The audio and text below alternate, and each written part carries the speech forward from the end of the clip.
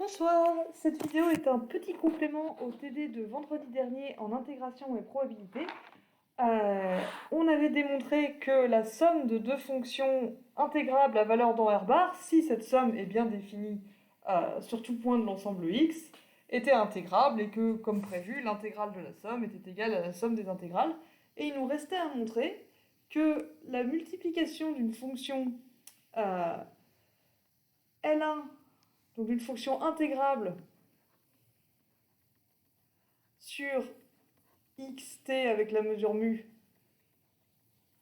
à valeur dans R bar, donc si on la multiplie par un réel lambda, ça nous donne une fonction intégrable. Donc il nous restait à montrer deux choses, que lambda f est bien intégrable et que l'intégrale du coup qu'on a le droit de définir de lambda f, c'est bien lambda fois l'intégrale de f comme on s'y attend. Donc on va séparer les cas pour lambda en fonction du signe de lambda. Une première chose à remarquer, c'est que vous avez déjà démontré en cours que puisque f est intégrable, f est mesurable, et lambda f, dans ce cas-là, elle est également mesurable. Pas de r, b de r, mais de x, t, dans R bar, muni de l'attribut des Boreliens. C'est un fait qu'on utilisera un peu plus tard quand on parlera de lambda f+, et lambda f-. Donc ça doit être votre théorème. Eh bien, j'ai perdu le numéro.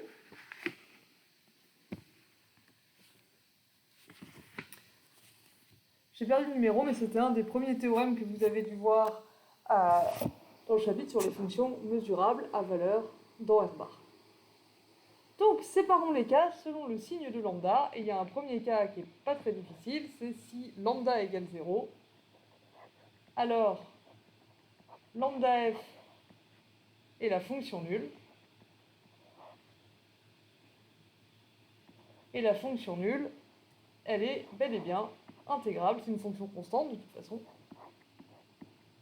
Donc mesurable et intégrable de xt mu dans la barre. Je dis n'importe quoi, c'est pas parce qu'elle est constante qu'elle est intégrable, bien sûr, hein, la fonction constante égale à 1, elle n'est pas du tout intégrable sur R. Mais en revanche, la fonction nulle, si vous appliquez la définition, avec n'importe quel PMF, la somme associée va donner 0. Et donc le sup de toutes les PM sur toutes les PMF va aussi donner 0. Et donc on vérifie même directement la formule de la fonction de la question 7. Donc dans ce cas-là, c'est le cas un peu facile, tout va bien. Si lambda est supérieur à 0 maintenant, eh bien on va montrer que lambda f est intégrable en étudiant lambda f plus et lambda f moins. Et donc la première chose à faire est de déterminer qui est la fonction lambda f plus. Pour tout x dans grand X, lambda f plus de x, c'est égal à lambda f de x si lambda f de x est supérieur ou égal à 0, et 0 sinon. Or, puisque lambda est strictement positif, lambda f de x supérieur ou égal à 0, ça équivaut à f de x supérieur ou égal à 0.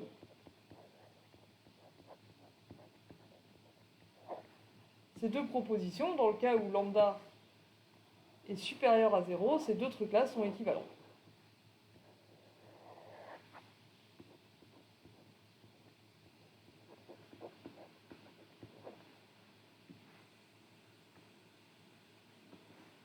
Et tu coûtes toujours 0 dans l'autre cas. Et maintenant, on a donc que cette fonction, elle est égale à lambda f de x si f de x supérieur ou égal à 0, lambda fois 0 sinon, donc en fait elle est égale à lambda fois f plus de x.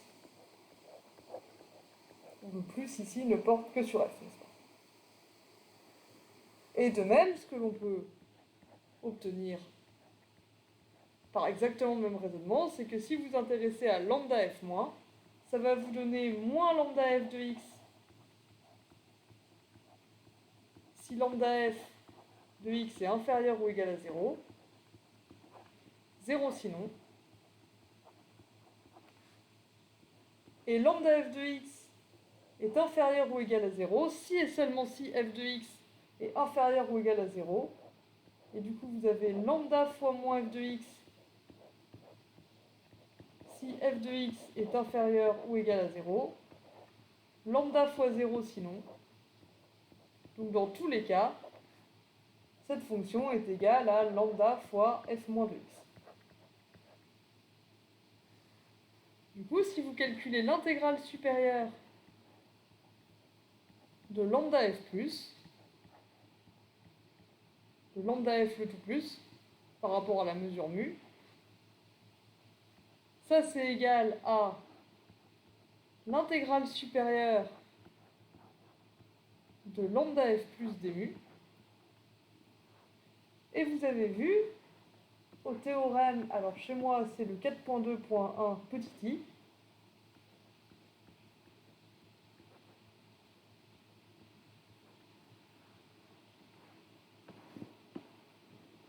que dans le cas des fonctions positives multipliées par des constantes positives, vous pouviez sortir la constante positive de l'intégrale et vous vous retrouvez avec lambda fois l'intégrale sur x de f plus d mu, l'intégrale supérieure. Et maintenant vous savez que f, elle est intégrable, donc ce truc-là, il est fini, et il continue d'être fini si vous le multipliez par un réel. Et ça, c'est parce que f est intégrable. De même, si vous calculez l'intégrale supérieure de lambda f moins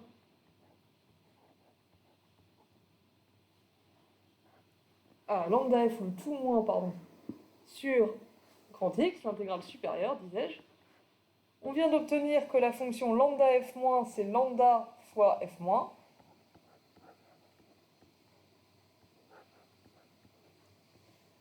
Et d'après le même théorème, puisque f moins est une fonction mesurable positive et lambda est une constante positive, vous pouvez sortir la constante de l'intégrale, dans ce cas-là. C'est un théorème démontré précédemment. Et ça, c'est égal à lambda fois l'intégrale de f-. Or, f est intégrable, donc ce truc-là est fini. Si vous multipliez par lambda, ça continue d'être fini. Et donc, on a obtenu que l'intégrale de lambda f plus sur x et l'intégrale supérieure de lambda f moins sur x sont toutes les deux finies. Donc, lambda f, elle est bien intégrable sur xt mu à valeur dans R bar muni de l'attribut des Boréliens et de la mesure de Borel. Et il ne nous reste plus qu'à traiter le cas où lambda est négatif.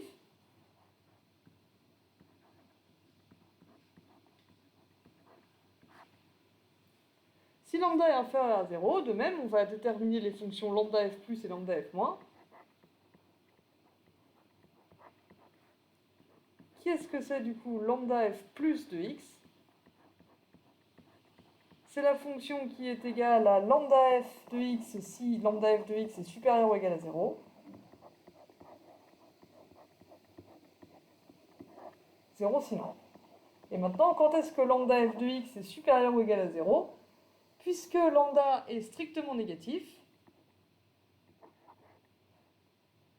lambda f de x supérieur ou égal à 0, ça se produit si et seulement si f de x est inférieur ou égal à 0. Donc on a lambda f de x si f de x est inférieur ou égal à 0, autrement dit, ça je vais le réécrire sous la forme moins lambda fois moins f de x. Et ici, j'ai moins lambda fois 0.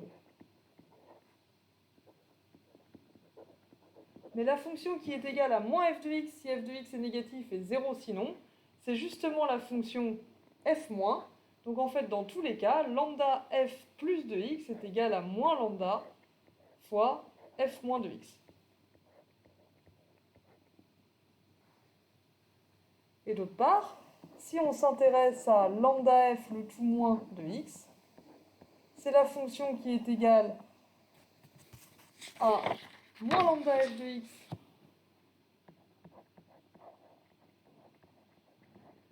si lambda f de x est inférieur ou égal à 0, 0 sinon. Or, puisque lambda est strictement négatif, lambda f inférieur ou égal à 0, c'est équivalent à f de x supérieur ou égal à 0. Et dans ce cas-là, j'ai moins lambda fois f de x. Et du coup, j'ai moins lambda fois 0, sinon. Or, la fonction qui est égale à f de x, si f de x est supérieur ou égal à 0, vous me voyez venir, c'est f+, et 0 sinon, c'est f+. Donc dans tous les cas, lambda f moins de x est égal à moins lambda fois f plus de x. Et lambda ici est une constante positive, donc par le même raisonnement que ce qu'on a fait précédemment, si je m'intéresse à l'intégrale supérieure de lambda f plus sur x par rapport à la mesure mu, je viens d'obtenir que ça, c'était égal à l'intégrale supérieure de moins lambda f moins d mu. F moins qui est dans L0+, moins lambda qui est une constante positive. Donc, vous avez vu un théorème, chez moi c'est le 4.2.1 petit 2 toujours, qui vous dit que ça c'est égal à moins lambda, donc vous pouvez sortir la constante positive de l'intégrale supérieure de la fonction mesurable positive f moins sur x. Et puisque f est intégrable, on a déjà dit, ce truc-là est un nombre fini. De même, l'intégrale supérieure de lambda f moins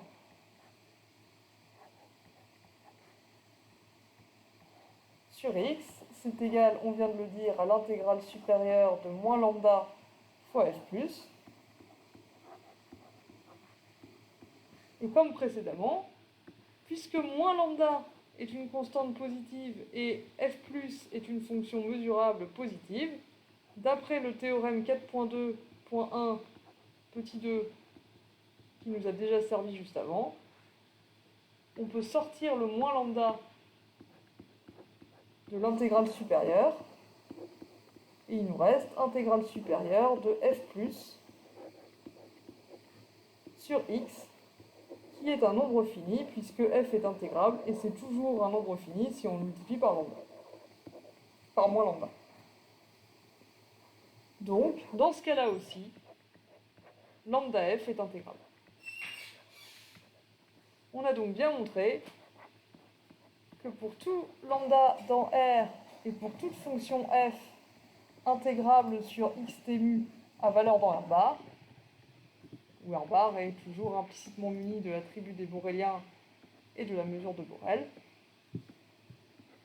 lambda f appartient elle aussi à L1 de xt mu R bar. Et il nous reste à calculer l'intégrale de lambda f. Donc là aussi, on va séparer les cas.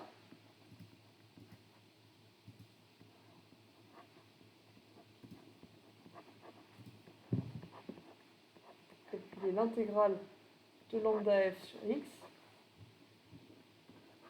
Si lambda égale 0, on commence toujours par le cas facile, ça s'appelle les échauffements, c'est important. Alors l'intégrale sur x de lambda f, eh bien c'est l'intégrale sur x, vous allez pas me croire, de la fonction nulle. Et ça fait 0.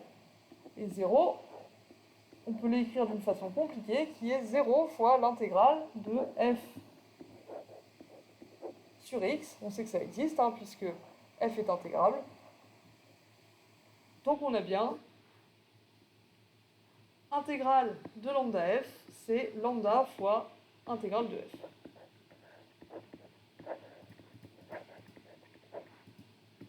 Donc on a bien le résultat qu'on veut dans ce cas-là. Passons maintenant un cran de difficulté. Si lambda est positif, par définition de l'intégrale d'une fonction intégrable sur x, l'intégrale sur x de lambda f d mu, c'est l'intégrale de lambda f plus moins l'intégrale de lambda f moins.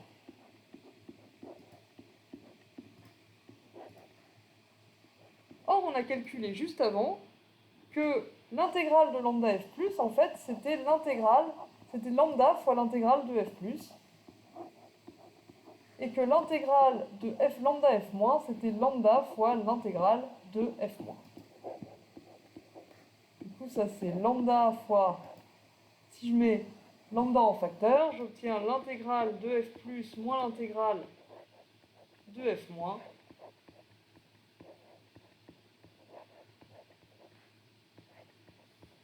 Par définition de l'intégrale de f, ça c'est l'intégrale de f sur x multiplié par lambda, exactement comme on voulait. Et il nous reste le cas où lambda est négatif. Comme précédemment, l'intégrale sur x de lambda f dans ce cas-là, eh bien c'est toujours égal à l'intégrale de lambda f plus moins l'intégrale de lambda f moins.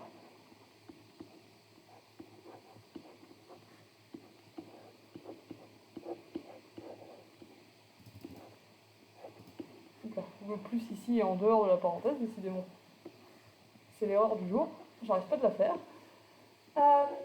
Or ça, on a obtenu, à la question précédente, que c'était égal à moins lambda fois l'intégrale de f moins moins lambda fois l'intégrale de f plus.